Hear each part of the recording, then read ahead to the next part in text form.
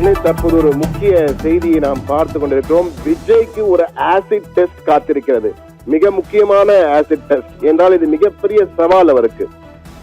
பரப்புரையின் போது திமுக ஒரு தீய சக்தி, அதிமுக ஒரு ஊழல் சக்தி, தாவேகா மட்டும்தான் தூய சக்தி, எனவே தூய சக்தி வேண்டுமா தீய சக்தி வேண்டுமா என கேள்வி கேட்டு வாக்காளர்களே மிகப்பெரிய ஒரு தாக்கத்தை ஏற்படுத்தி தற்போது வெற்றி பெற்று ஆட்சியை அமைத்திருக்கிறார்.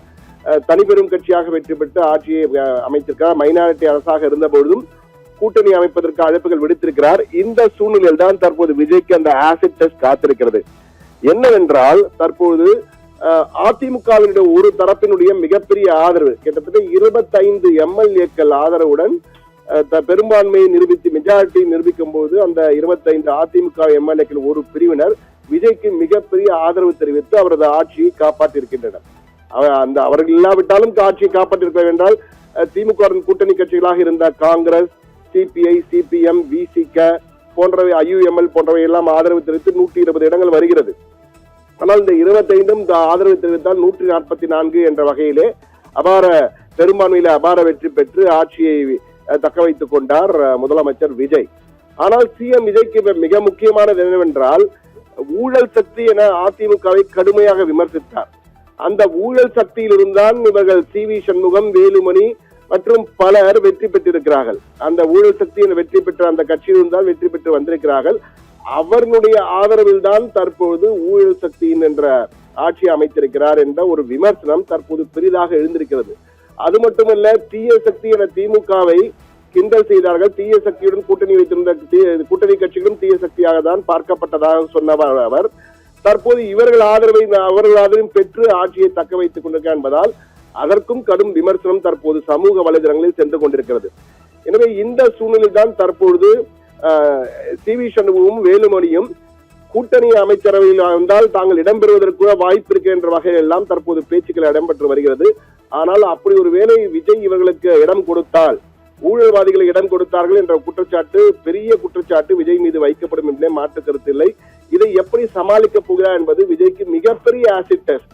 அதைவிட மிகப்பெரிய ஆசிட் டெஸ்ட், அமில சோதனை என்னவென்றால் விஜய்க்கு மிகப்பெரிய சவால் என்னவென்றால் அவரது கட்சியிலே வெற்றி பெற்று வந்த பல எம்எல்ஏக்களில் பலர் மீது பல வழக்குகள் இருக்கிறது, கிரிமினல் வழக்குகள் இருக்க. கிட்டத்தட்ட தற்போது வெற்றி பெற்று வந்த எம்எல்ஏக்களில் 41 பேர், விஜயினுடைய 107 எம்எல்ஏக்களில் 41 பேர் மீது கிரிமினல் வழக்குகள் இருக்கிறது. அதிலும் கடுமையான கிரிமினல் வழக்கு என்று பார்த்தால் 19 எம்எல்ஏக்கள், டிவிகேவின் 19 எம்எல்ஏக்கள் மீது கொலை முயற்சி, பெண்களுக்கு எதிரான குற்றவியல் வழக்குகள் என பல வழக்குகள் இருக்கிறது. எனவே 19 பேர் கடுமையான கிரிமினல் வழக்குகள் இருக்கிறது, 41 பேர் மீது வழக்குகள் இருக்கிறது. எனவே இவர்களெல்லாம் தூய சக்திக்குள் எப்படி வருவார்கள் என்பதை விஜய் விளக்க வேண்டிய சூழலும் இருக்கிறது. அது மட்டும் செங்கோட்டையின் மீது கூட பல வழக்குகள், அவருக்கு அமைச்சர் பதவி, முக்கியமான அமைச்சர் பதவி கொடுத்திருக்கிறார். அவர் மீது ஒரு பொறுப்பு இருக்கும் குற்றச்சாட்டுகள் இருக்கின்றன, விமர்சனங்கள் இருக்கின்றன. அவரும் ஊழல் சக்தியிலிருந்து வந்தவர் தான். எனவே இவர்களை வைத்துக் கொண்டு தான் தாவேகா ஒரு தூய சக்தி என்பதை எப்படி நிரூபிக்க போகிறார் என்பதுதான் மிகப்பெரிய ஆசிட் டெஸ்ட் விஜய்க்கு. எனவே இந்த சவால் மிகப்பெரிய சவாலாக இருக்கிறது. எனவே இவர்களை வைத்துக் கொண்டு சி.வி. சண்முகம், வேலுமணி போன்ற அதிமுக அணியினுடைய தரப்பு ஆதரவை வைத்துக் கொண்டு செயல்பட போகிறாரா, அவர்களுக்கு கூட்டணி ஆட்சியிலே பங்கு கொடுக்க போகிறாரா, அல்லது என்றால் தற்போது கே.சி. வீரமணி நேற்று வரை வேலுமணி கேம்பிலே இருந்தவர் தற்போது எடப்பாடி பழனிசாமி கேம்புக்கு சென்று விட்டார். போகும்போது அவர் ஜோலார்பேட்டையில் முன்னாள் அமைச்சர் கே.சி. வீரமணி அவர் என்ன சொல்கிறார் என்றால் 10 அமைச்சர் பதவி தருவதாக விஜய் வாக்குறுதி தந்தார் இவர்களுக்கு, அதனை ஒட்டிதான் இவர்கள் ஆதரவு தெரிவித்தார்கள் என்ற ஒரு கருத்தினை தெரிவித்திருக்கிறார். 10 அமைச்சர்கள் பதவி என்பது வீரமணி சொன்னதாக தகவல்கள் பரவலாக வைரலாக சென்று கொண்டிருக்கிறது.